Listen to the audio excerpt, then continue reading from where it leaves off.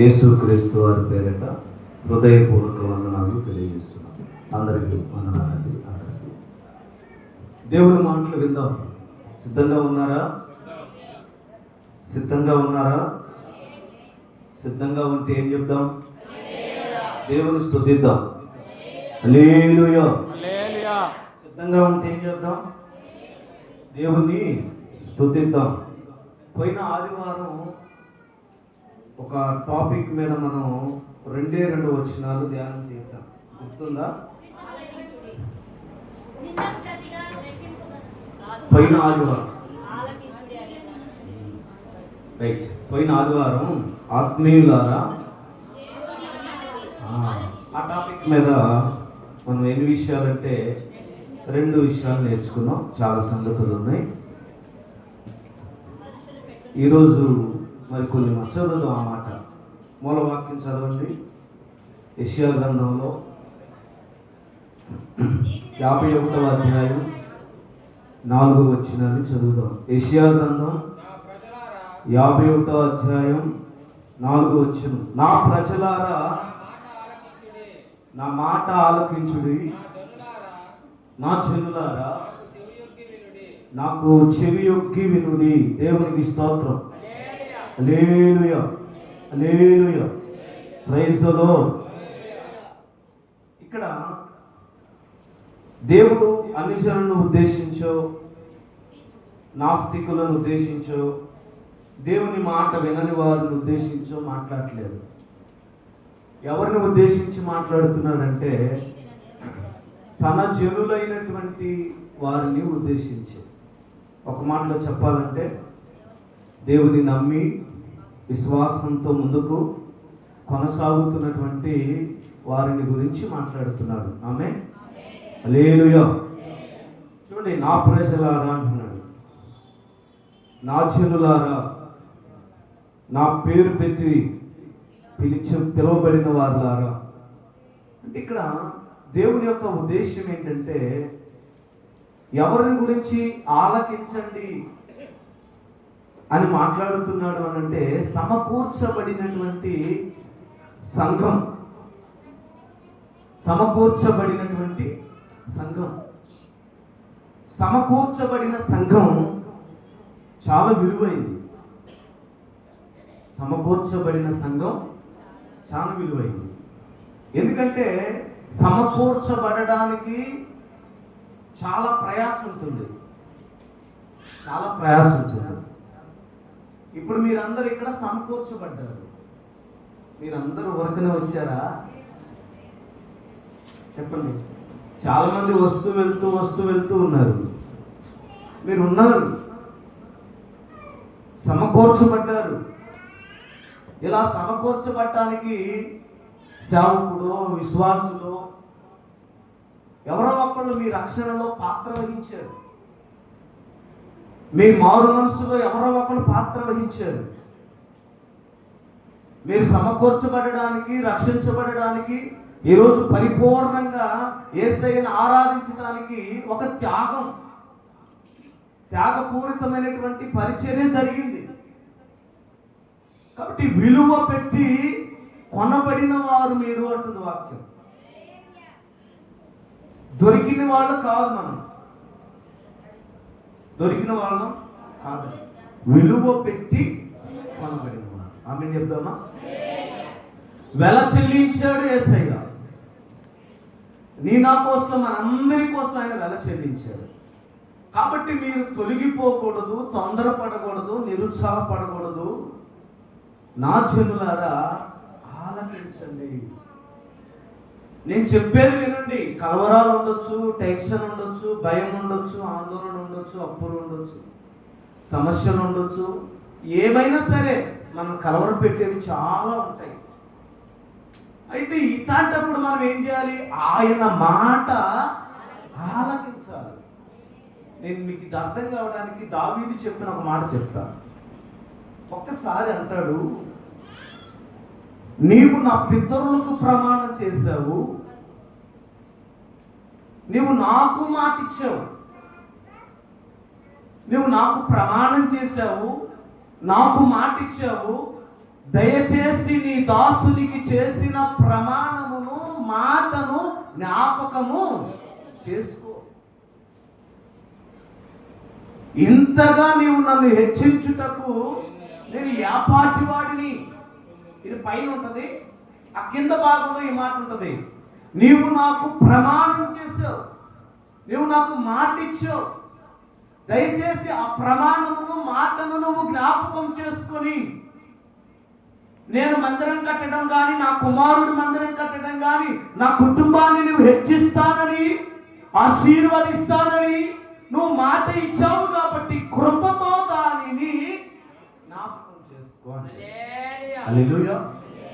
అలాగే దేవుడు అంటాడు, యెహోవా భక్తులారా, యెహోవా జనులారా, యేసుక్రీస్తును ఆరాధిస్తున్న ఓ ప్రజలారా, నా మాట చాలా జాగ్రత్తగా ఆలకించాలి. ఆలోచించండి, ఆలకించండి. దేనికి మీరు కలవరపడొద్దండి, దేనికి మీరు భయపడవద్దు. ప్రైజ్లో రెండు విషయాలు ఏం చెప్పారు?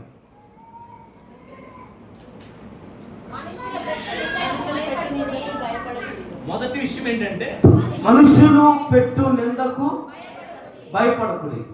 రెండోది యుద్ధము చేయువాడు దేవుడే. ఆమేన్, హల్లెలూయా. ఆ సందర్భంలోనూ దేవుడు సలహా ఇచ్చాడు. ఆ రెండు సందర్భాల్లో కూడా దేవుడు మాట్లాడుతున్నాడు. నేను చెప్పేది జాగ్రత్తగా విను, నువ్వు మనుషులు పెట్టు నిందలకు భయపడదు, నా మాట ఆలకించాడు. ఆమేన్, హల్లెలూయా. ఇప్పుడు కుటుంబంలో బయట ఏదో జరిగింది, స్త్రీకు, భార్యకి లేదా పిల్లలకి. ఆ బయట జరిగినటువంటి ఆ సిచ్యువేషన్, ఆ గొడవ, ఆ సమస్య వాళ్ళకి చాలా కలవరాన్ని తీసుకొచ్చింది, చాలా భయాన్ని తీసుకొచ్చింది. ఆ భయంతో ఇంట్లోకి వచ్చి ఎలా ఉంటారు? కుదురుగా అయితే ఉండరండి. టెన్షను, భయము, కలవరము. నేను ఏం చేయాలి, ఎలా చేయాలి? ఇప్పుడు అయ్యో అనవసరంగా చిన్నగా అలా కొట్టాను, వాడు పడిపోయాడు, లేదా దెబ్బ కలిగింది, రక్తం వస్తుంది, బొరకడిపోయింది, ఏం చేయాలని భయపడిపోతూ ఉంటారు. ఆమేన్. అప్పుడు ఇంట్లో ఉన్న మనం ఏం చెప్తాం? రుకో. ఏంటి కలవరం, ఏంటి భయం, ఏంటి, ఏం జరిగిందో నాకు వివరంగా చెప్పు. ఎందుకు భయపడుతున్నావు, ఎందుకు కలవరపడుతున్నావు? కొంచెం ఓపిక ఉండు, కామ్ డౌన్, నువ్వు సైలెంట్గా ఉండు అని కొన్ని మాటలు వాళ్ళు చెప్పిన తర్వాత వాళ్ళకి ఏం జరుగుతుందంటే నెమ్మది. హల్లెలూయా. అప్పుడు ఇంట్లో ఉన్నటువంటి పెద్దలు, తల్లిదండ్రులు కానీ, అన్నలు కానీ, ఎవరైనా సరే వాళ్ళు ఏం చెప్తారంటే, ఏం భయపడొద్దు, నేనున్నాగా అంటుంది తల్లి. నువ్వేం భయపడమాక, నేను ఉన్నాగా అంటాడు భర్త. నేనున్నా కదా అనే మాట ఎవరైతే చెప్తారో అప్పుడు మనకి కొంత ఉపశమనము, కొంత ధైర్యం కలుగుతుంది. ఇక్కడ యుద్ధము చేయడానికి సామర్థ్యము లేని పరిస్థితులలో కలవరపడుతూ, గోలు పెట్టి ప్రార్థన చేస్తూ, నీవే మాకు దిక్కని కలవరపడుతున్న యెహోషాపాతుతో మాట్లాడుతున్నాడు. యెహోవా మాట ఆలకించు. గట్టిగా చప్పట్లు కొడదాం. హల్లెలూయా. Praise the Lord. నా జనులారా, నా ప్రజలారా, ఎవరో నిందలు వేశారని, ఎవరో ఏదో మాట్లాడారని, ఎవరో ఏదో బాధపరిచారని నువ్వు కలవరపడద్దు.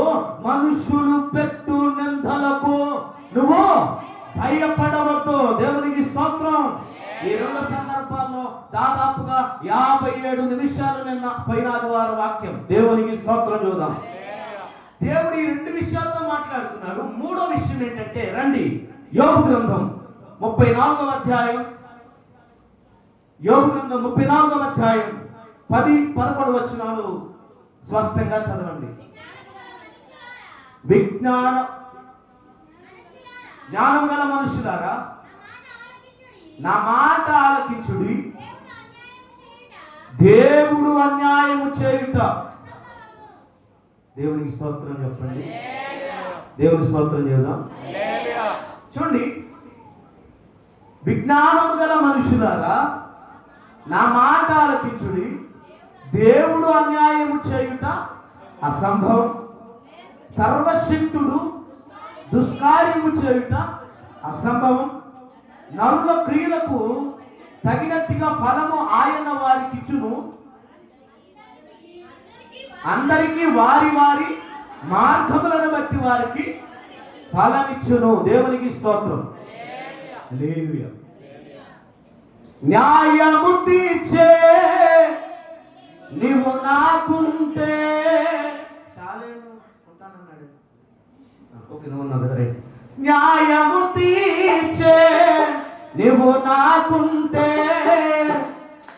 చాలు యేసయ్యా, చాలు యేసయ్యా, చాలు యేసయ్యా, చాలు యేసయ్యా.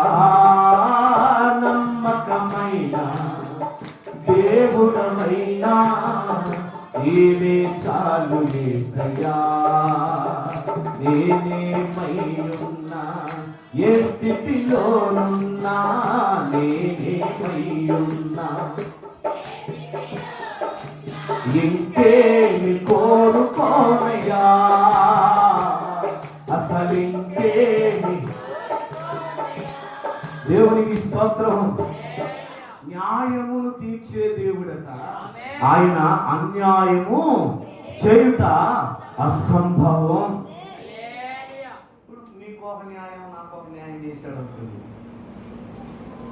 అప్పుడేమనుకుంటాం? దేవుడు ఏంది కృపరాసన్న ఒకలాగా మమ్మల్ని ఒకలాగా చూస్తున్నాడు అని అనుకుంటాం.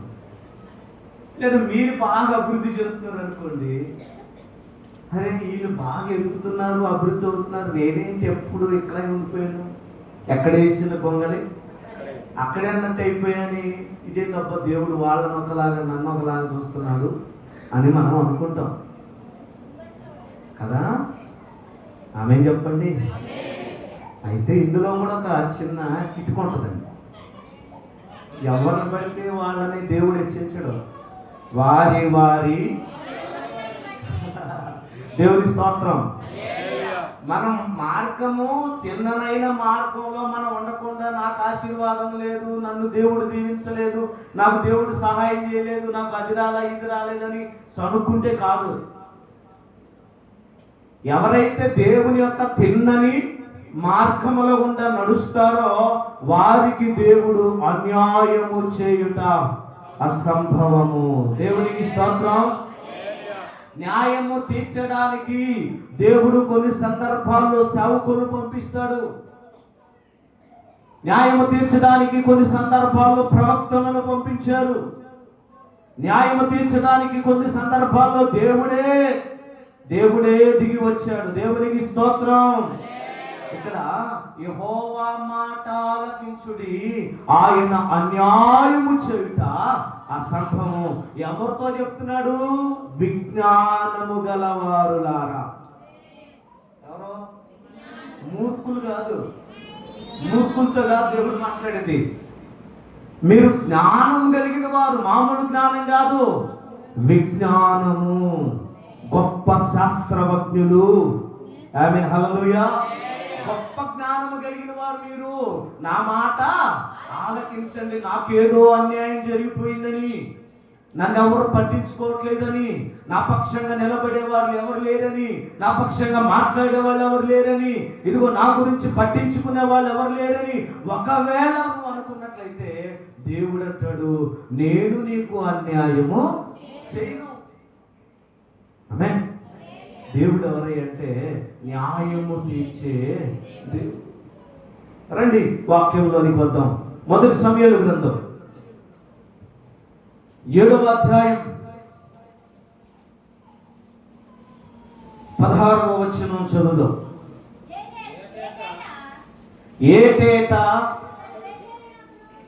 ఏటేటా బేతేలునకును గిల్గాలునకును మిస్పాకును తిరుగుచు ఆ స్థలముల యందు ఇశ్రాయేలీయులకు న్యాయము తీర్చుచు వచ్చెను.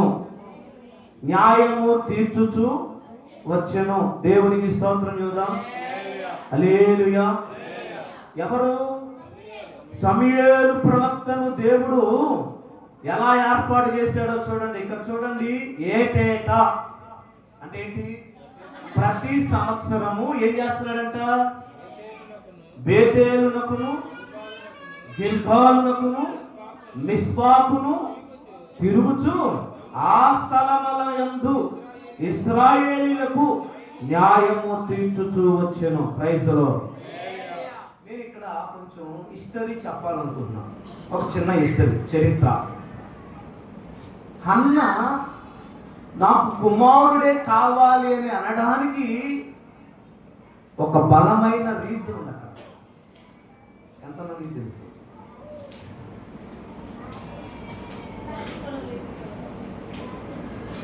కుమార్తె పుట్టినా గర్భఫలం సమస్య తీరిపోతుంది. ఇప్పుడు కుమార్తె పుట్టినా, కవల పిల్లలు పుట్టినా, ఎవరు పుట్టినా గర్భఫల సమస్య క్లియర్, నింద అయితే పోతుంది. కుమారుడే. ఒక్క నిమిషం చెప్పేసి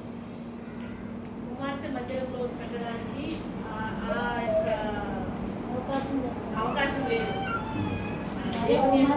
చేయడానికి కుమారుడైతేనే పర్ఫెక్ట్ గా ఉంటాడు అని ఆ ఉద్దేశం.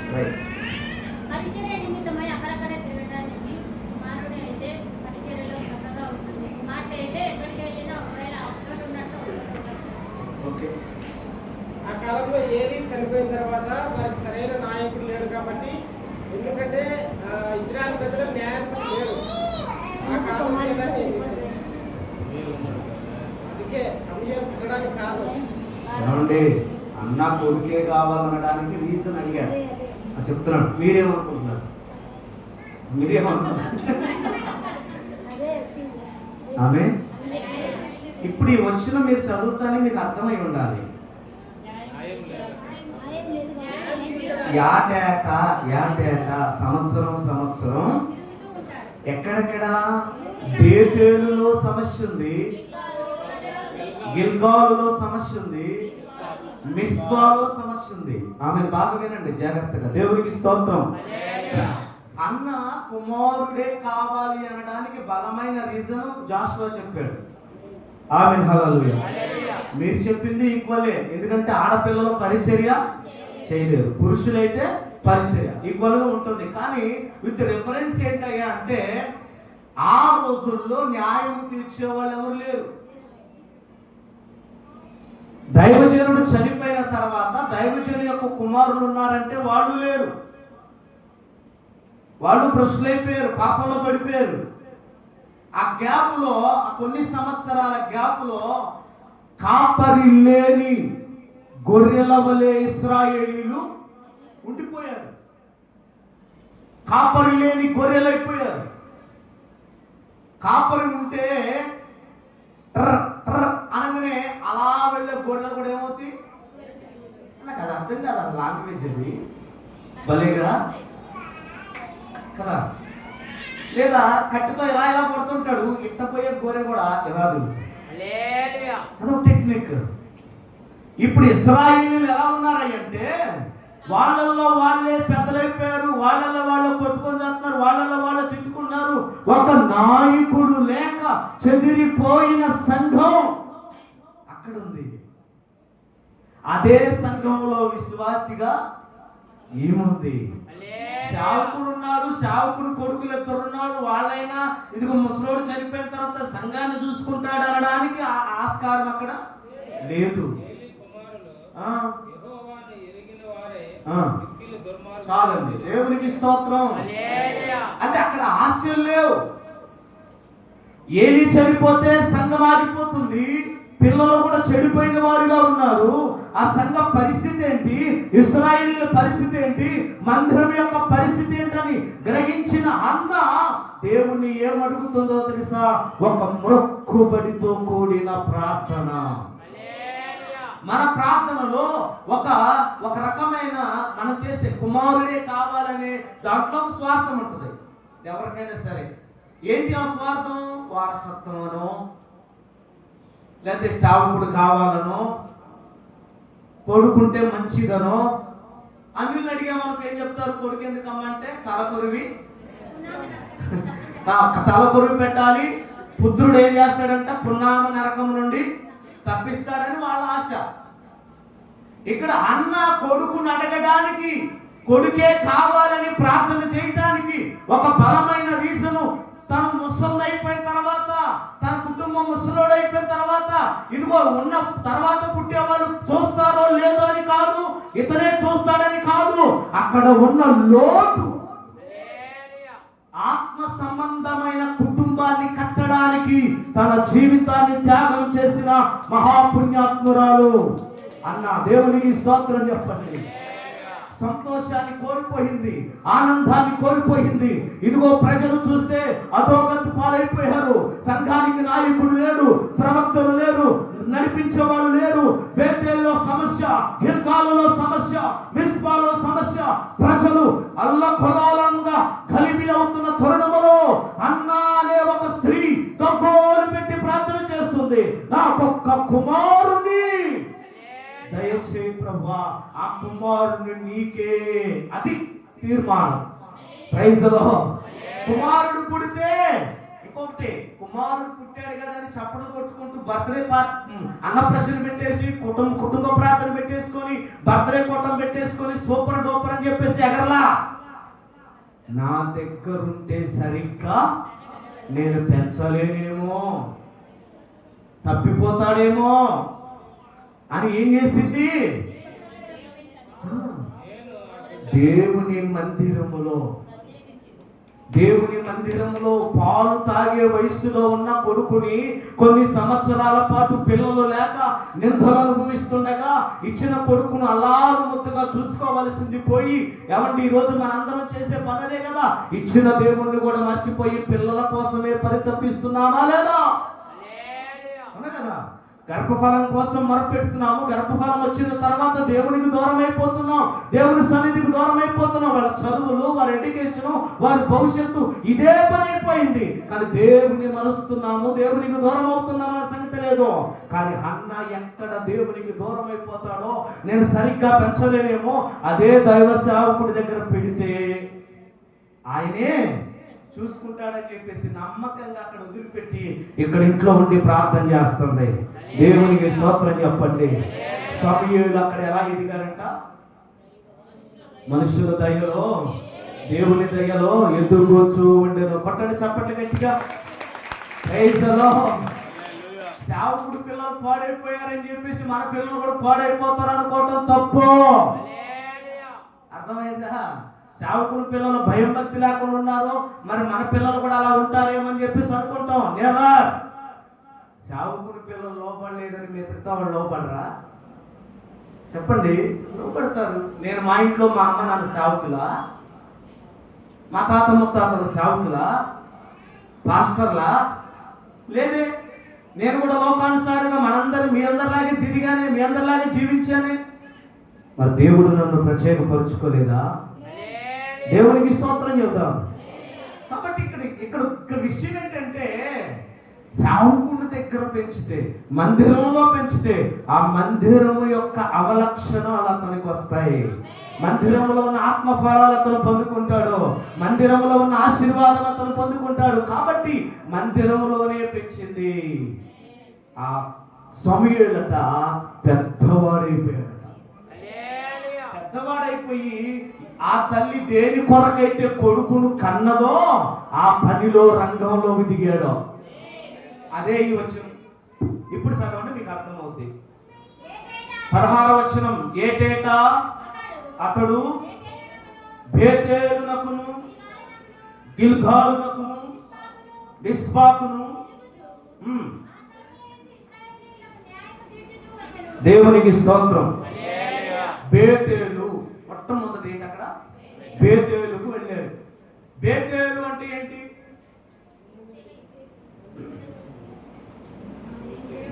What is the meaning? బేతేలు అనగా అర్థం. అమ్మో, ఏంది ఎలా అయిపోయారు మీరు? దేవుని మందిరం ఆది కాండంలో 32వ అధ్యాయంలో ఉంటుంది కదా. ఇంతసేపు ఆలోచించారండి మీరు కదా? దేవునికి స్తోత్రం చెప్పండి. నిజంగా చాలా మంది టైంలో ఉన్నారు, చాలా మంది ఆలోచనలు ఇక్కడ లేవు. అవునా కదా? ఇంత డిమ్ముగా ఉన్నారు, నాకు అర్థం కాదు. అసలు టక్కుని చెప్తారేమో అనుకున్నాను. ఎన్నిసార్లు చెప్పానండి బేతేలు అంటే అసలేంటి? దేవుని మందిరము. అల్లులు చెప్పండి. ఉందా బైబిల్లో? మీరు ఆమె చెప్పి తిడుతున్నాను మిమ్మల్ని. ఏమన్నా ఉందా? ఆదికాండంలో యాకోబు తలగడగా రాయి పెట్టుకుని ఆ సందర్భంలో అక్కడ ఆ స్థలానికి ఏమని పేరు పెట్టాడు? ఇది బహు భయంకరమైన స్థలము. తనతో ఆ, దేవుడు మాట్లాడిన చోటికి ఆ. యాకోబు బేతేలు అని పేరు పెట్టెను. ఫుట్నోట్లో ఏముంది కింద? బేతేలు అనగా దేవుడు. దేవుని మందిరం. దేవుని మందిరం. మరి దేవుని. అల్లు చెప్పండి. బేతేలు అంటే ఏంటమ్మా? దేవుని మందిరము. Praise the lord. ఇప్పుడు దేవుని మందిరంలో ఏం సమస్యలు ఉంటాయి? దీన్ని నేను ఆత్మీయ కోణంలో మాట్లాడుతున్నాను. బేతేలు అనేది ఒక ఊరు అనుకుందాంలేండి. ఇప్పుడు బేతేలు కూడా సమూయేలు వెళ్తున్నాడంటే అక్కడ ఏముందని అర్థం? బేతేలులో కూడా ఏముంది? కన్నీళ్లు. బేతేలులో కూడా రోగాలు, బేతేలులో కూడా సమస్యలు, బేతేలులో కూడా ఓటమీలు, బేతేలులో కూడా ఇబ్బందులు, బేతేలులో రాజకీయము. దేవునికి స్తోత్రం. అక్కడ ఉన్న ప్రజలకు కూడా ఏం లేదు, న్యాయము తీర్చేవాళ్ళు లేరు. పేరుకు మాత్రం ఏంటది? చెప్పండి చెప్పండి. పేరుకు మాత్రం అది బేతేలే. పేరుకు మాత్రం దేవుని మందిరమే. పేరుకు మాత్రం మందిరానికి వస్తూనే ఉన్నాం. పేరుకు మాత్రం విశ్వాసులుగానే ఉన్నాం. పేరుకు మాత్రం బైబిల్ చేతిలో ఉంది. పేరుకు మాత్రం ప్రార్థన చేస్తూ ఉన్నాం. అయినా మన దగ్గర సమస్యలు ఉన్నాయి. అల్లు చెప్దామా? అయినా మనం సమస్యల్లో ఉన్నాం. ఆదికాండం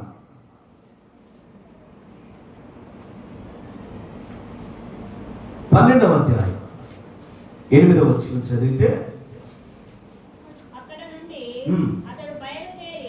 అక్కడ నుండి అతడు బయలుదేరి బేతేలుకు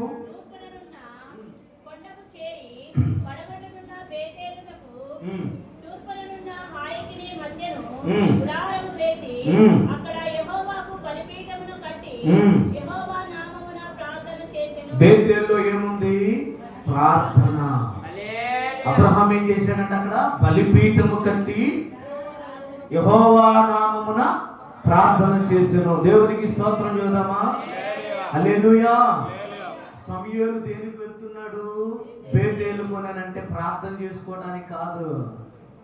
ప్రార్థన చెయ్యని వారు, పేరుకే మందిరానికి వస్తున్నాం అనుకునేవారు, నేను విశ్వాసిని అని చెప్పుకునేవారు ఎలా ఉన్నారంటే గందరగోళంగా ఉన్నారు. ప్రార్థన లేని వారిగా ఉన్నారేమో, సమస్యల వలయములో ఉన్నారేమో, తీర్పు తీర్చేవారు ఎవరు లేరేమో, అయోమయమైన పరిస్థితుల్లో ఉన్నారేమో. అందుకే సమూయేలు సంవత్సరానికి ఒక్కసారి ఏటేటా ఎక్కడెక్కడ వెళ్తున్నాడు? బేతేలుకు. బేతేలులో బలిపీఠము కట్టి అబ్రహాం ఏం చేశాడంటే ప్రార్థన చేశాడు. ఈ రోజు నేను చెప్తున్న బేతేలు పుస్తకంలో మాత్రమే కాదు, నీ ఇల్లు, నీ కుటుంబం కూడా ఒక బేతేలుగా మారాలి. చెప్పకూడదు. దేవునికి స్తోత్రం. హల్లెలూయా. బేతేలులో ఏం చూశాడు? యాకోబు దర్శనం. బేతేలులో యాకోబు ముఖాముఖిగా దేవుణ్ణి చూశానని రాసుకున్నాడు, మోషే రాశాడు.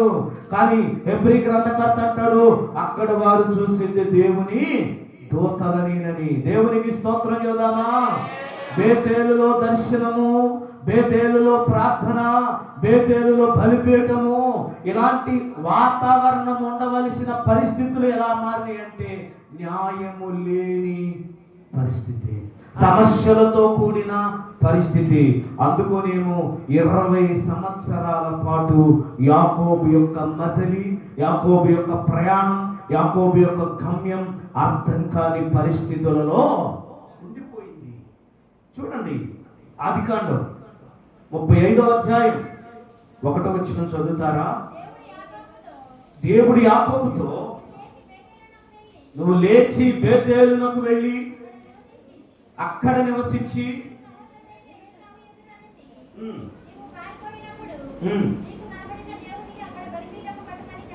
దేవునికి స్తోత్రం చూద్దాం. నేను బేతేలు అనే ఆ మీనింగ్ అర్థం చెప్తూ బేతేలులో ఏం జరిగిందో కొన్ని సంగతులు చెప్తున్నాను. హల్లెలూయా చెప్దామా?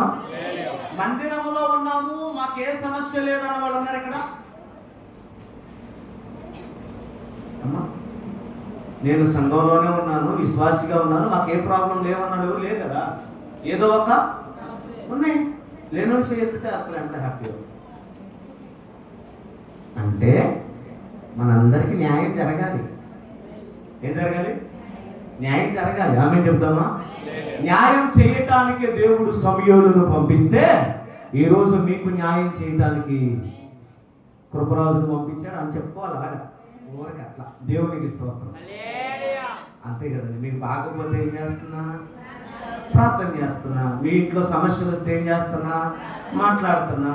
కొంచెం అర్థమయ్యేటట్టుగా చెప్తా ఉన్నాం, పంచాయతీలు చేస్తా ఉన్నాం, వాళ్ళిద్దరిని ఏం చేస్తున్నా? సమాధానం పరుస్తున్నాం. చాలా కుటుంబాలు విడిపోయి చెడిపోయి ఎంత పడిపోయి దూరం అయిపోయే పరిస్థితులు వచ్చి ఇడాకులు కూడా కోరుకున్న వాళ్ళు ఇప్పుడు కలిసి ఉన్నారు. ఇట్లాంటి పంచాయతీలు కూడా చేసాం. మరి దేవునికి స్తోత్రం. న్యాయము తీర్చిన సమూయేలు వలె బేతేలులో నీకేం దొరుకుతుందంటే న్యాయము దొరుకుతుంది. చప్పట్లు కొడదాం. దేవునికి స్తోత్రం. బేతేలులో న్యాయం దొరుకుతుంది. యాకోబుతో అంటాడు, ఇదిగో నీ యొక్క సహోదరుడైన ఏశావు దగ్గర నుండి పారిపోయినప్పుడు నీకు ఒక స్థలంలో దేవుడు ప్రత్యక్షం ఇచ్చాడు కదా, అక్కడికి నీవు తిరిగి రావాలి.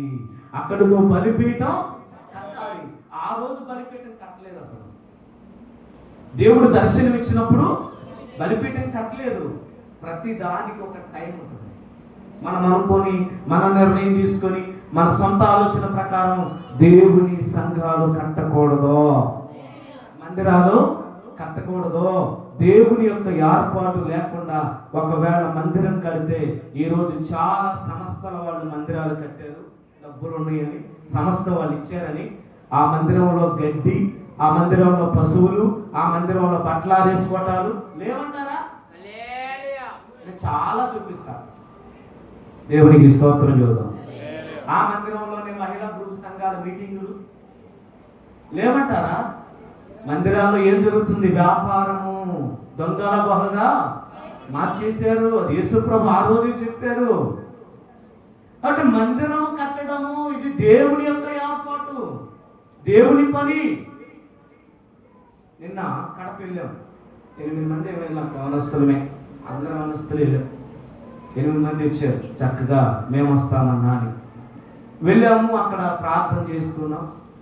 అంత కూటమి అయిపోయింది. వాళ్ళు 3 సంవత్సరాలు చదువుతున్నారు అక్కడ ఉన్న కుటుంబాలు. అయ్యా, నువ్వు వారంలో ఒక్కసారి ఇక్కడికి వచ్చి మాకు వాక్యం చెప్పాలి. ఏదైనా స్థలం తీసుకున్నాం లేదా రూమ్ అన్నా తీసుకున్నాం అని చూస్తా ఉన్నారు. రాత్రి ఫిక్స్ చేశారు వాళ్ళు. నెల రోజుల్లో ఇక్కడ మీకు స్థలం ఏర్పాటు అవుతుంది.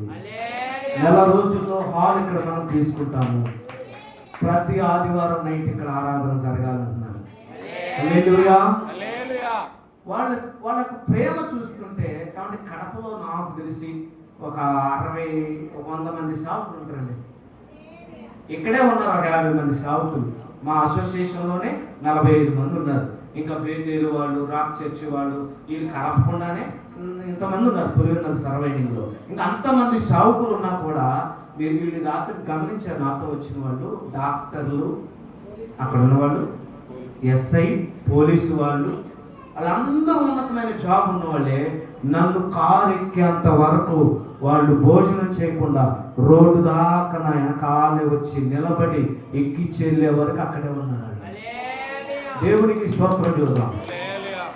వీళ్ళందరూ స్తన్నే పేరు మంత్రులు. ఏంటో వాళ్ళ ఉద్యోగాలు ఏంటి, వాళ్ళ వ్యాపారాలు ఏంటి, అంత గౌరవం, అంత విలువిస్తున్నారంటే నాకు తెలియదయ్యా. నేను చూపించింది కేవలం ప్రేమ, నేను చేసింది కేవలం వారి కోసం ఒక చిన్న ప్రార్థన.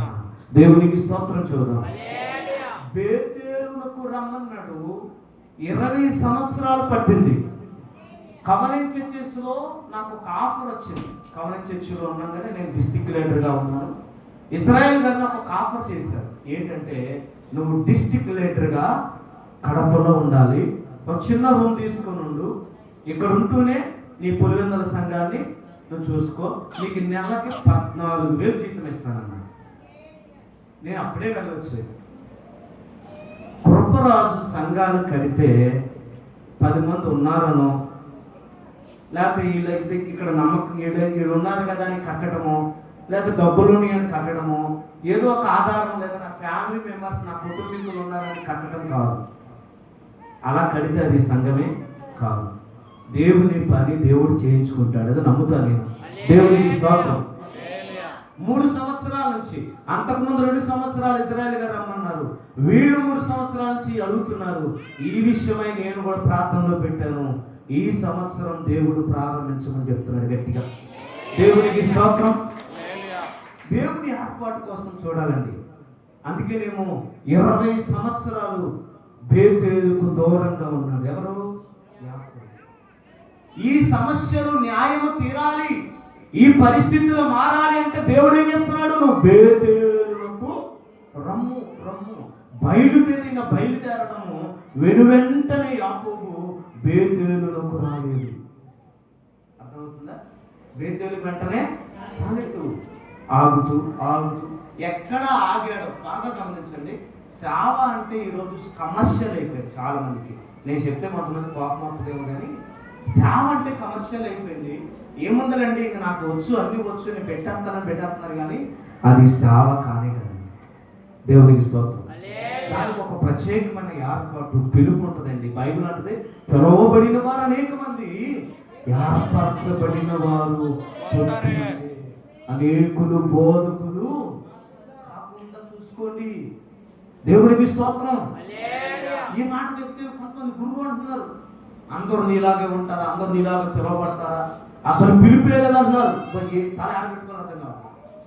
ఏం లేదంటండి, పిలిపే లేదు. వాక్యం ద్వారా ఎప్పుడో పిలిచాడు దేవుడు అంటున్నారు. అభిషేకాలు లేవు, పిలుపులు లేవు, నా దగ్గర డబ్బు ఉంది, నేను పాస్టర్ని. అవునా? నమ్ముతారు మీరు అది? చెప్పండి. లేదు, అది కాదు. అసలు బైబుల్ సరిగ్గా తెలియదని అర్థం. దేవునికి స్తోత్రం చెప్పాలి. బేతేలులో కూడా అన్యాయం ఉంది. బేతేలులో కూడా న్యాయం జరగాలి. బేతేలు కూడా సమకూర్చబడాలి. అందుకే యాకోబు యొక్క మసిలి మనం 5వ వచనం చదువుదాం. 35వ అధ్యాయము 5వ వచనం. వారు ప్రయాణమైపోయినప్పుడు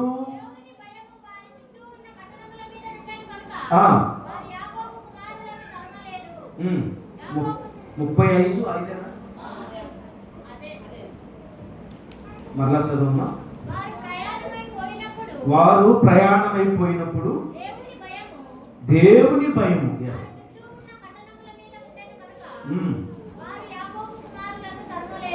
వారు యాకోబు కుమారులను తరమలేదు. దేవునికి స్తోత్రం. పరిశుద్ధుడు పరిశుద్ధుడు పరిశుద్ధుడు అని నిత్యము దూతలతో కొనియాడబడుచున్న నా యేసయ్యా. నిత్యము దూతలతో కొనియాడబడుచున్న నా యేసయ్యా. వందనం ప్రభు వందనం, ధనం ప్రభు వందనం. దేవునికి స్తోత్రం. సారీ, 3వ వచనం చదవండి. 3వ వచనం. యాకోబు తన ఇంటి వారితోను తన యొద్దనున్న వారందరితోనూ మీ యొద్ద ఉన్న అన్ని దేవతలను పారవేసి మిమ్మును మీరు శుద్ధిపరుచుకొని మీ వస్త్రములను మార్చుకొనుడి. మనము లేచి బేతేలునకు వెళ్ళుదము. నా శ్రమ దినమున నాకు ఉత్తరమిచ్చి నేను వెళ్ళిన మార్గమున నాకు తోడై ఉన్న దేవునికి బలిపీఠం అక్కడ కట్టెదనని చెప్పాను. దేవునికి స్తోత్రం చూద్దాం. చూడండి, యాకోబు ఏం చెప్తున్నాడు? మనం ఇప్పుడు ఎక్కడికి వెళ్తున్నాము చెప్పండి? బేతేలునకు వెళ్తున్నాం. చాలా మంది వినండి, బేతేలుకు వెళ్తున్నాము అంటే మందిరానికి వస్తే విగ్రహారాధన చేయకూడదా? యేసుప్రభు నమ్ముకుంటే బొట్టు తీసేయాలా? యేసుప్రభు నమ్ముకుంటే చెప్పండి, ఇంకా మీకు ఎదురైంది చెప్పరేంటండి?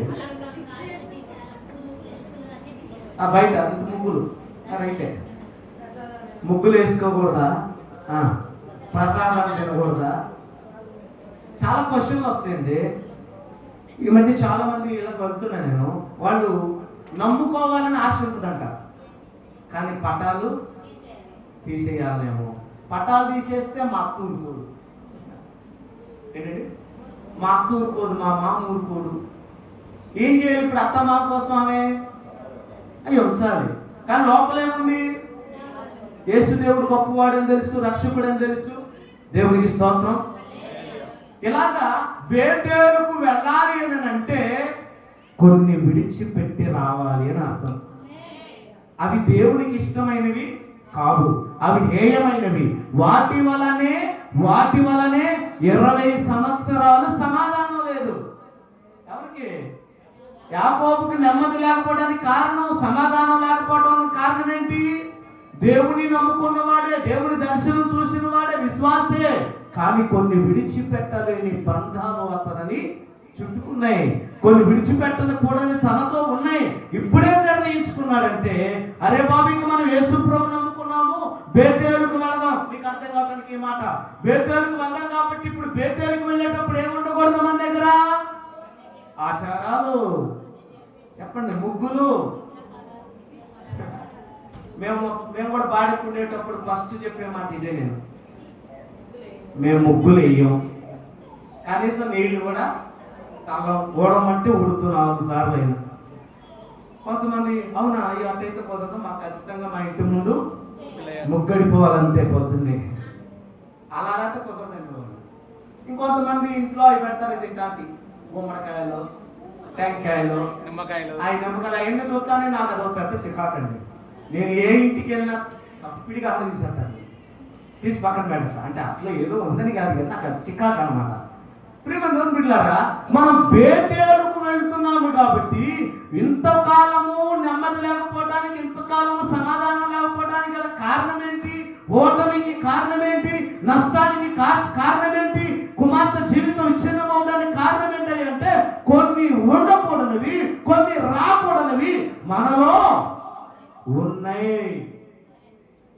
అందుకని దేవుడు అన్యాయస్తుడు కాదట.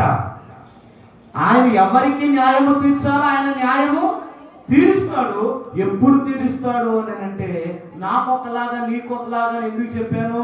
నేను వెళ్ళే మార్గం తిన్నని మార్గం అయితే నాకు అన్ని సక్రమంగా జరుగుతాయి దేవుని దగ్గర.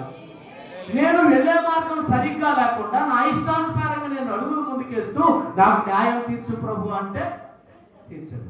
దేవునికి స్తోత్రం చేద్దామా? బేతేలుకు వచ్చేటప్పుడు కొన్ని తీసేసుకొని, కొన్ని వదిలిపెట్టుకొని రావాలి. మందిరంలో ఉన్నప్పుడు మందిరానికి, సంఘానికి కొన్ని క్రమాలు ఉంటాయి.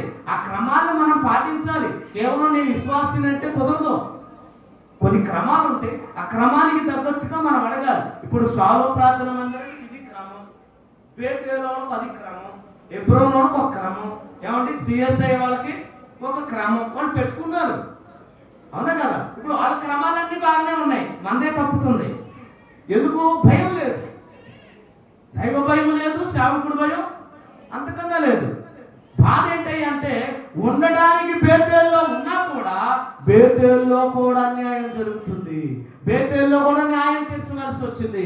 అందుకే సమూయేలు ఏటేటా బేతేలునకు వచ్చారు. రెండవది గిల్గాలు అంటే అర్థం. నేను ఇది చాలాసార్లు చెప్పాను. గిల్గాల్ అంటే అర్థం ఏంటి? దొర్లించబడుట. రండి, యెహోషువ గ్రంథం 5వ అధ్యాయం. ఏమి దొర్లించబడాలి?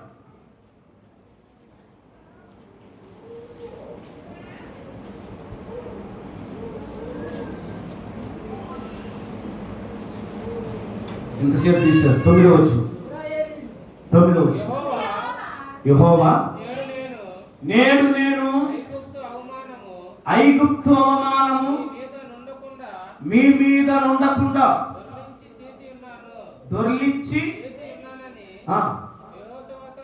దేవునికి స్తోత్రం. అందరు చెబుదామా? అందరు చెప్పాలి, అందరు చెప్పాలి, స్తోత్రం చెప్పాలి. హల్లెలూయా. నోవాహు వాడని సంఘములో పాడండి. నాకు రాకనే నేను పాడట్లా. రవణమ్మకి ఇంతే పాడుతుందేమో. హల్లెలూయా. నాకు షాలోము మందిరంలో పక్షులు. హల్లెలూయా. షాలోము మందిరంలో ఎన్ని పక్షులు?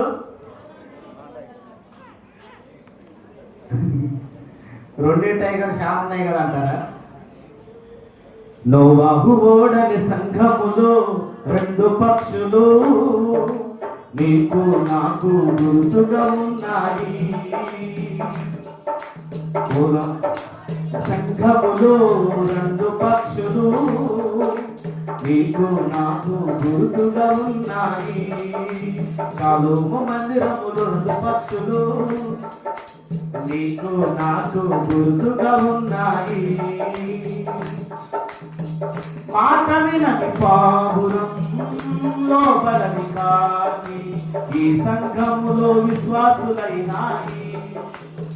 మాట వినని పావురం లోబడని కాకి ఆ సంఘములో విశ్వాసులైనాయి.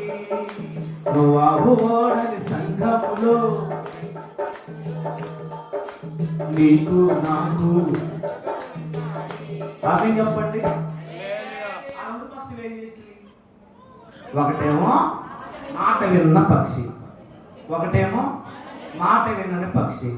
ఆ వాడలోనూ ఉన్నాయి, ఈ సంఘంలో ఉన్నాయి, ఇంకో సంఘంలో ఉన్నాయి, అన్ని సంఘాల్లోనూ ఉంటది. కాకపోతే ఇక్కడ ప్రాబ్లం ఏంటంటే అవతల సంఘాలలో ఎన్ని జరిగినా, ఎన్ని రాజకీయాలు జరిగినా, కోట్లు డబ్బులు సంఘ పెద్దలు తిని దుబారా చేసి గొడవలు జరిగినా, నానా పంచాయతీలు జరిగినా అవి బయటికి రావు.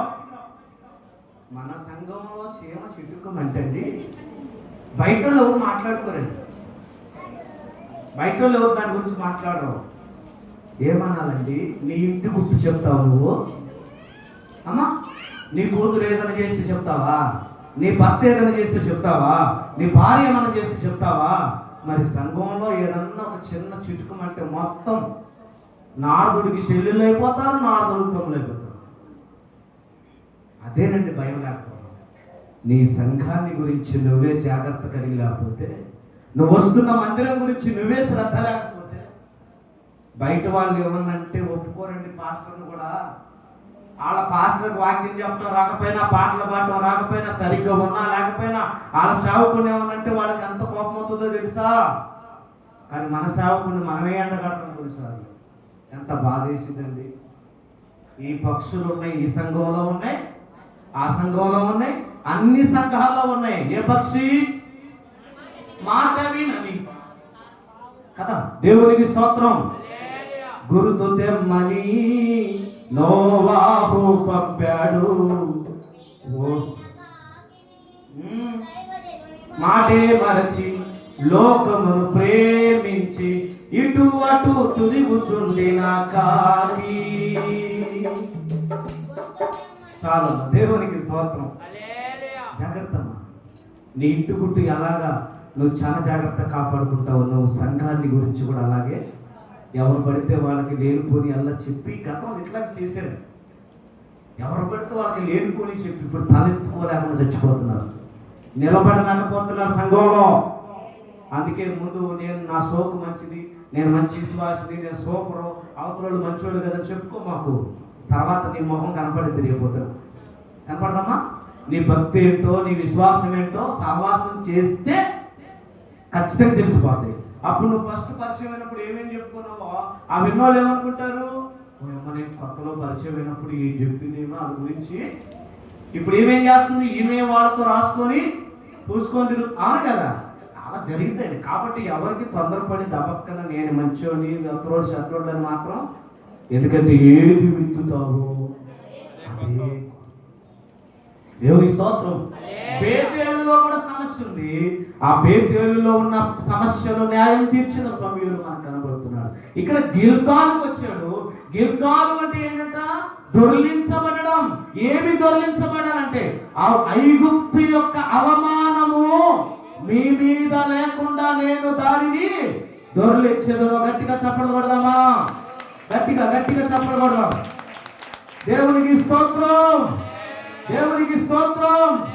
ఏమి దొర్లించబడాలి? ఏమి దొర్లించాడు? సమూయేలు ప్రవక్త వెళ్ళి దేని చేత నెమ్మది లేదు, దేని చేత సమాధానం లేదు, దేని వలన అధోపాతాళానికి వెళ్ళిపోతున్నారు, దేని వలన గొడవలు, కోట్లాట్లు, సమస్యలు, రోగాలు, బలహీనతలు కారణమయ్యాయో అవి దొర్లించబడాలి. అందుకని అంటాడు, మీరు ఇశ్రాయేలు కొందరు ఐగుప్తులో బయలుదేరి వచ్చినప్పుడు వారు సున్నతి చేయబడ్డారు. సున్నతి చేయబడిన వారు ఇప్పుడు ఇక్కడ ఎవరు లేరు. అవచ్చిన మీరు అక్కడ చదువుతారా? ఎక్కడంటే 5వ వచనం కదా. బయలుదేరిన పురుషులందరూ సున్నతి పొందిన వారే గాని ఐగుప్తులో నుండి బయలుదేరిన తర్వాత అరణ్య మార్గమందు ఏంటమ్మా పుచ్చిన వారు ఎవరు సున్నతి పొంది ఉండలేదు. ఏమి దొర్లించబడాలంటే పాపములు మనలో నుండి బయటికి వెళ్ళిపోవాలి. అర్థమవుతుందా?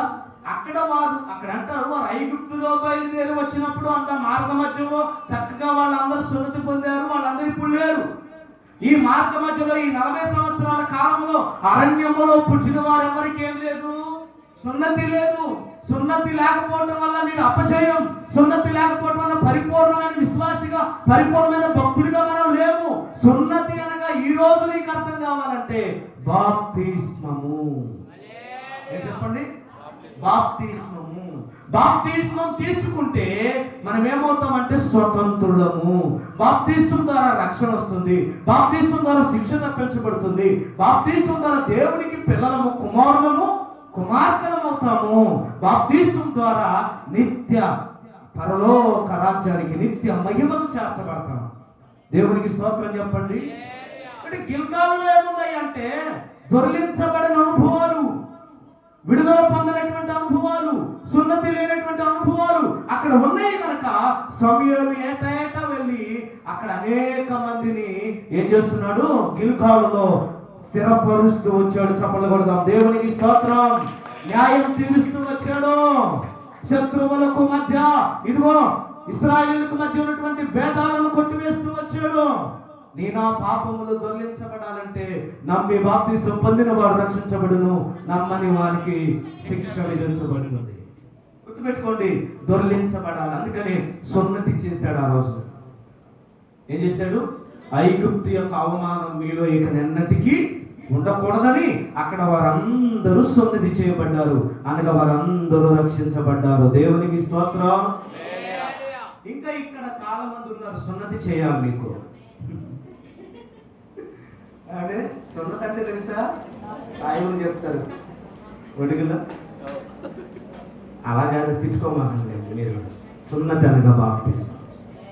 యవనస్తులు ఇంకొంతమంది బాప్తిసానికి సిద్ధపడ్డ వాళ్ళు గుడ్ ఫ్రైడే, ఈస్టర్ రోజు బాప్తిసాలు ఉంటాయి సంఘంలో.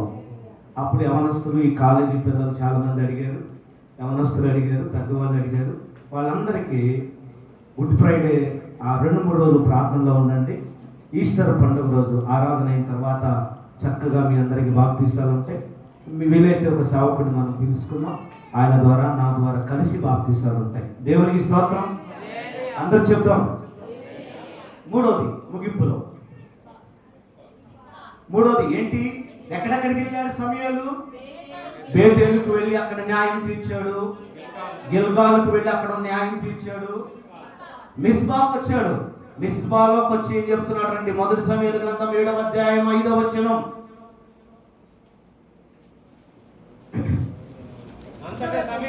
అంతట సమూయేలు ఇశ్రాయేలీయులందరినీ మిస్పాకు పిలువనంపుడి, నేను మీ పక్షమున యెహోవాను ప్రార్థన చేతునని చెప్పగా వారు మిస్పాలో కూడుకొని. చాలు, ఒక్క నిమిషం అక్కడే ఉంది. అల్లి చెప్పండి. మిస్పాలో కూడుకుందాం అనగానే మిస్పా ఇశ్రాయేలీయులకు పరిచయమేనా? తెలుసా? ఇశ్రాయేలీయులకి మిస్పాలో సంబంధం ఉందా? అంతకుముందు ఉందా? ఉందన్నోళ్ళు చేయి పైకి ఎత్తండి, లేదన్నోళ్ళు చేయి పైకి. అసలు ఏ పేరు చెప్తే భయపడతారో ఆ పేరే చెప్పాడు ఈయన. ఏ పేరు తెలుసా? మిస్బా. మిస్బాలో కూడుకుందాం అనగానే అయ్యో బాబోయ్, మిస్బా అంటే మాకు భయం. ఎందుకు? మిస్బాలో 2 సార్లు యుద్ధం జరిగింది. ఎవరెవరికి? ఫిలిస్తీన్లకు, ఇశ్రాయేలీయులకు 2 సార్లు యుద్ధం జరిగింది. 4వ అధ్యాయం 4వ వచనం ముగింపులో చదివితే, 4వ అధ్యాయము 2వ వచనం 3 చివరిలో ఫిలిస్తీన్లు మొదట ఎదుట ఓడిపోయి యుద్ధ భూమిలోనే ఎక్కువ తక్కువ 4,000 మంది హతులయ్యారు. ఇశ్రాయేలీయులు కాదు, ఫిలిస్తీన్లు కాదు, ఇశ్రాయేలీయులు హతులయ్యారు. దేవుని సంఘం చనిపోయారు. దేవుని స్తోత్రం. ఇప్పుడు అరే మనం ఎందుకు ఓడిపోతున్నాం అని ఆలోచన చేసి వాళ్ళలో ఒక ఆలోచన వచ్చింది ఒకరికి. మనకి మందసం లేదు. మన పితరుల మందసం ముందు నడిచింది కాబట్టి యోర్దాను నది ఏకరాశిగా మారింది. ఆమె మన పితరులు ముందు నడిచారు కాబట్టి, మందసం ముందు నడిచింది కాబట్టి ఎరుకో గోడలు కూలిపోయాయి. మందసం ఉంది కాబట్టి సూర్యుడు చంద్రుడు ఒక దినమల్లా ఆగిపోయారు. మందసం ఉంది కాబట్టి మా పితరులు గెలిచారు. కాబట్టి మనం కూడా ఏం చేద్దాం? మందసం తెచ్చుకుందాం అని చెప్పేసి మందసాన్ని తీసుకొని వచ్చి యుద్ధానికి వెళ్ళారు. హల్లెలూయా. మందసాన్ని ముందు పెట్టుకొని యుద్ధం చేస్తే ఏం జరిగింది? 10వ వచనం అనుకుంటా. ఫిలిస్తీయులు యుద్ధం చేయగా ఇశ్రాయేలీయులు ఓడిపోయి అందరూ తమ డేరాలకు పరిగెత్తిరి. అప్పుడు అత్యధికమైన వధ జరిగెను. 30,000 ముసలోళ్ళు చచ్చిపోయింది. 30,000 మంది ముసలోళ్ళు చచ్చిపోయారు. కాల్బలం అంటే ఏంటో తెలుసా? యుద్ధం. ఎవరిని కోల్పోయింది ఇశ్రాయేలు సమాజం? 30,000 మంది యుద్ధ వీరులు కోల్పోయింది. అంతకుముందు 4,000 మంది యుద్ధ వీరులు కోల్పోయింది. ఇక్కడ న్యాయం జరగాలి. ఓటమి అంచుల్లో ఉన్న ఇశ్రాయేలుకి న్యాయం జరగాలి. యుద్ధం చేస్తున్నా, మందసము ఉన్నా, అన్ని జాగ్రత్తలు తీసుకుంటున్నా, ఓడిపోతున్నాం. ఇది ఈ రోజు నీ ఆత్మీయ అర్థం నేను చెప్తున్నాను. ప్రార్థన చేస్తున్నా, మందిరానికి వస్తున్నా, క్రమంగా సేవ చేస్తున్నా, క్రమంగా కానుకలిస్తున్నా, క్రమంగా దశమ భాగాలు ఇస్తున్నా, క్రమంగా సువార్తకు వస్తున్నా, క్రమంగా నేను అన్ని రకాలుగా ఉన్నా కూడా ఏమవుతున్నాను? ఓడిపోతున్నాను. ఏంటి సమస్య? What is the mistake? ఏముంది? ప్రాబ్లం ఏముంది? సమస్య ఏముంది అని ఒకంత పరిశీలన చేసుకుంటూ, ఆలోచన చేస్తూ సందిగ్ధములో ఉండగా సమూయేలు ప్రవక్త ఎంటర్ అయ్యాడు. చప్పట్లు కొడదాం. దేవునికి స్తోత్రం. సమూయేలు ప్రవక్త ఎంటర్ అయ్యి ఏం చెప్తున్నాడు? రండి మన మందిరంలో కూడుకుందాం, రండి, లేదా మా ఊరికి రండి, లేదా ఆ ఊరికి అనట్లేదు, మిస్బాలోకి రండి. ఎక్కడ ఓడిపోయామో అక్కడే గెలవాలి. ఎక్కడ పోగొట్టుకున్నామో అక్కడే ఎత్తుకోవాలి. దేవునికి స్తోత్రం చెప్పండి. మీరు మిస్వాకు రండి అనగానే మిస్వా గురించి எனக்கு తెలియదేమో, 34,000 మందిని మేము పోగొట్టుకున్నాము. ఎందుకు పోగొట్టుకున్నాము? మిస్వాలో తీర్చవలసిన న్యాయం ఏంటి? 7వ అధ్యాయం ముగింపులో 3వ వచనం ఇప్పుడు స్పష్టంగా చదవండి. సమూయేలు ఇశ్రాయేలీయులందరితో ఇట్లనెను, మీ పూర్ణ హృదయముతో యెహోవా యొద్దకు మీరు మళ్ళుకొని ఎడల అన్య దేవతలను, అస్తారోతు దేవతలను మీ మధ్య నుండి తీసివేసి ఏం చేయలేదండి? అంతకుముందు వీళ్ళెవరో నా వైపు చూడండి. ఎవరు వీళ్ళు? ఇశ్రాయేలు సంఘమే, దేవుని స్వజనులే, దేవుని బిడ్డలే. ఇశ్రాయేలు అంటే ఏమని చెప్తున్నాడు? నా సొత్తు, నా జనులు. అంత ప్రయారిటీ ఇచ్చాడు. అంత ఉన్నతమైన స్థానం ఇచ్చినా కూడా వీళ్ళలో ఏముంది? ఇంకా అన్ని దేవతలు, అష్టారోతు దేవతలు ఏమంటే మీ మధ్య నుండి తీసివేయండి. దేవునికి ఇష్టం లేనివి మనలో ఉన్నంత కాలం అది మిస్పా అయినా, హాయి అయినా, మరి ఏ చిన్న ప్రాంతమైనా, ఏ చిన్న సమస్య అయినా నువ్వు ఓడిపోతావు. అర్థమైందా? మనలో ఏముండకూడదు? దేవునికి లోబడి ఒక నిబంధన కలిగి ఉన్నాం. ఇప్పుడు షాలోం ప్రార్థన మందిరం, మీకు అర్థం కావాలని చెప్తున్నాం. షాలోం ప్రార్థన మందిరంలో ఉన్నాం. మనం కట్టుబాటు కలిగి ఉండాలి, ఒక నిబంధన కలిగి ఉండాలి. మనమంతా ఒక కట్టుగా ఉండాలి. ఉండాలా లేదా? ఎక్కడుండి మళ్ళీ మీరు వేరు ఉండకూడదు. ఒక కట్టుగా ఉండాలి. ఏదైనా వచ్చినా కూడా మనం 10 మంది 100 మంది నిలబడాలి.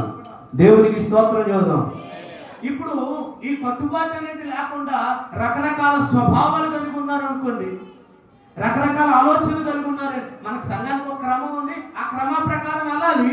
అలా కాకుండా ఇక్కడ క్రమంలో ఇక్కడ సరిగ్గా ఉండగా, బయట సరిగ్గా ఉండగా మనకి ఇష్టం వచ్చినట్టుగా ప్రవర్తిస్తే వాటిని అంటున్నాడు అష్టారోతు దేవతలు మీలో నుండి. సంఘానికి విరుద్ధమైన ప్రవర్తన మనం చేయకూడదు. దేవునికి విరుద్ధంగా మనం నడుచుకోకూడదు. మనకంటూ ఒక క్రమం, ఆ క్రమం కోసం మనం ఉండాలి. ఉదాహరణ చెప్తా, మనకి ప్రార్థన ఉన్నా లేకపోయినా ఇంట్లో ప్రార్థన చేసుకొని ఇంట్లో కూర్చోవాలి. మాకు ఈరోజు ప్రార్థన లేదు కదా అని ఎవరైనా పిలిస్తే పరిగెత్తకూడదు. అది క్రమం కాదు. ఒకవేళ ఒక సేవకుడిగా నేను వస్తున్నా, వెళ్దాం రండి అని నేను చెప్తే మీకు ఇష్టమైతే మీరు రావాలి. ఇదేనండి ఇశ్రాయేలులో ఉన్నది. ఏంటంటే కొన్ని మాత్రమే తీసేసుకున్నారు, ఇంకా కొన్ని తీసేసుకోలేదు. అసలు చెప్పాలంటే అండి, వీళ్ళకి ప్రార్థన లేదు, పాప క్షమాపణ లేదు. ఉందా? మీరు అక్కడ చదవండి, మీకు అర్థమవుద్ది. ప్రార్థన చేసిన టకటక చదువుదాం. 6వ వచనం నుండి, వారు మిస్పాలో కూడుకొని నీళ్లు చేది యెహోవా సన్నిధిని అదే ఉపవాసం ఉండి. అంటే అప్పటి వరకు ఏముంది వాళ్ళలో? చెప్పాలి. విశ్వాసులు కాదా వీళ్ళు? సంఘం కాదా వీళ్ళు? ఇశ్రాయేలీయులు కాదా వీళ్ళు? అన్ని జనులా కాదు, దేవుని ప్రజలే. ప్రియ తల్లి తమ్ముడా, చేతులు జోడించి చెప్తున్నా, నీ ఓటమికి కారణం, నీ అపజయాలకు కారణం, నీకు న్యాయం జరగకపోవడానికి గల కారణం దేవునికి, సంఘానికి విరుద్ధమైన కార్యక్రమాలు ఒకవేళ నీలో ఉన్నాయేమో. సమూయేలు ప్రవక్త ఆనాడు వారికి హెచ్చరిక చేస్తున్నాడు. ఏ రోజు షాలోం ప్రార్థన మందిరం ద్వారా సేవకుడు ద్వారా నీతో హెచ్చరిస్తున్నాడు, జాగ్రత్త. Praise the lord.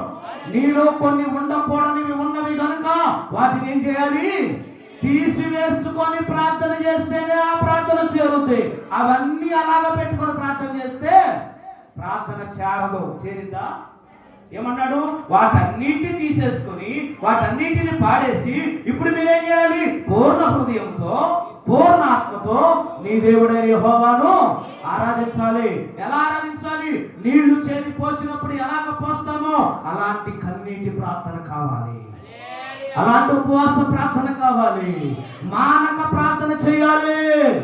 స్తోత్రం చెప్పండి. మానక ఉపవాస ప్రార్థన చేయాలి. ఎవరు చెప్తున్నారు ఈ మాట? దేవుడు కాదు, సమూయేలు. గట్టిగా చెప్పకూడదామా? దేవునికి స్తోత్రం.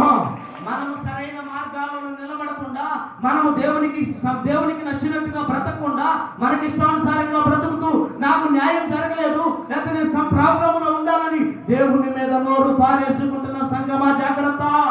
బైబిల్ అంటుంది, నువ్వు చక్కగా నిలబడు, నేను నీతో మాట్లాడతాను. చప్పటి కొడుతూ దేవుని స్తుతిద్దాం. దేవుడు అన్యాయస్తుడు కాదు.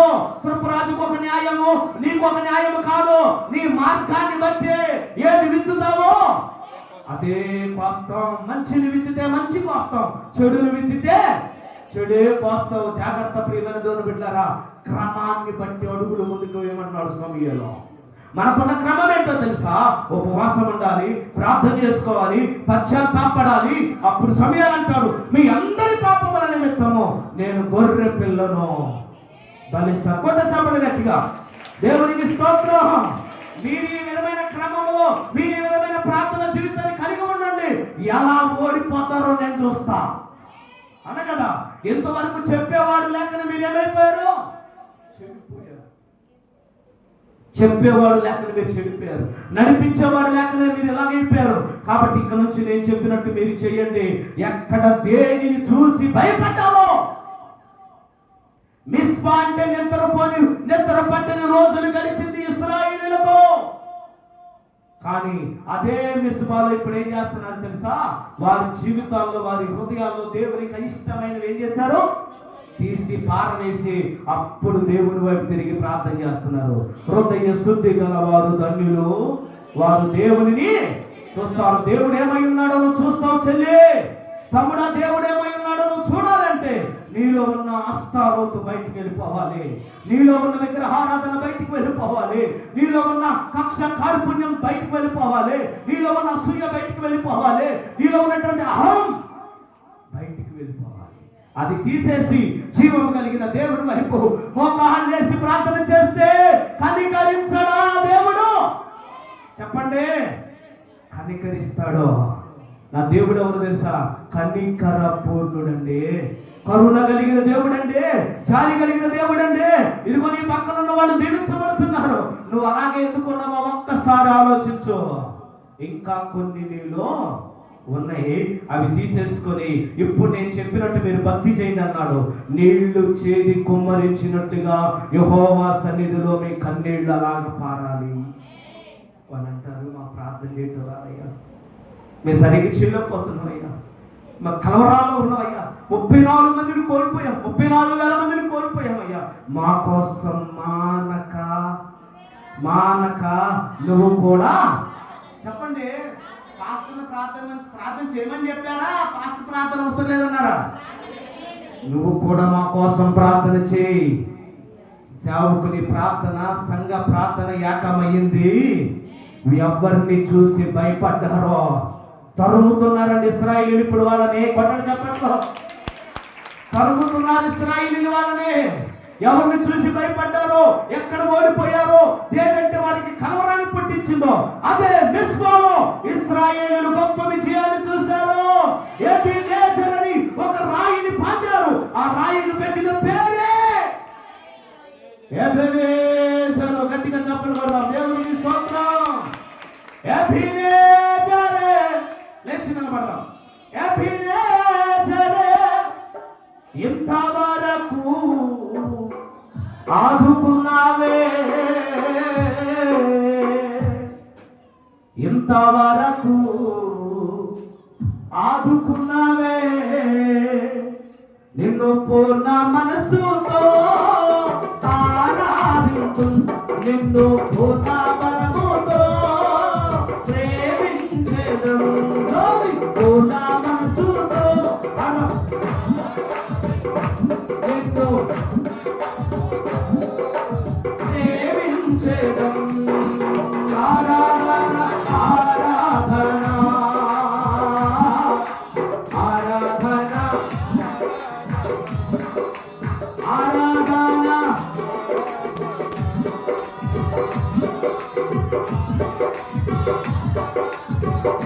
పదమా ప్రేమించెదం అధికముగా ఆరాధించు, ప్రేమించెదం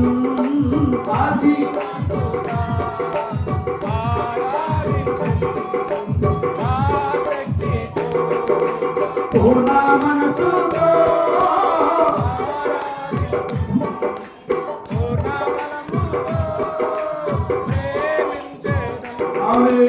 ఆరాధన ఆరాధన ఆరాధన ఆరాధన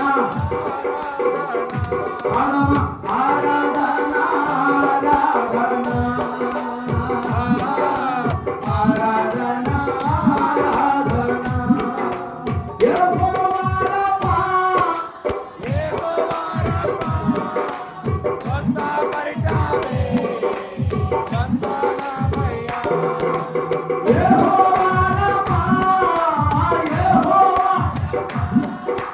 స్వస్థపరిచావే వందనమయ్యా.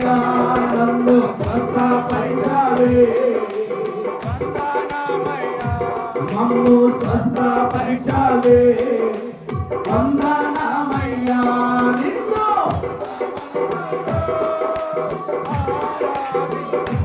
నిన్ను పూర్ణ బలముతో ప్రేమించెదను. ఆరాధన ఆరాధన ఆరాధన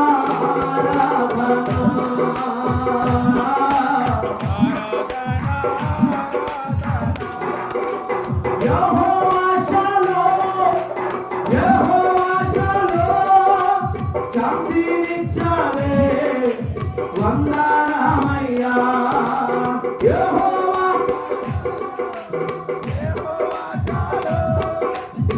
శాంతినిచ్చావే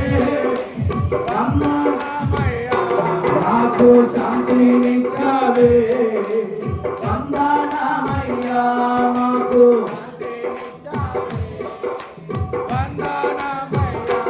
నిన్ను పూర్ణ మనసుతో ఆరాధింతును నిన్ను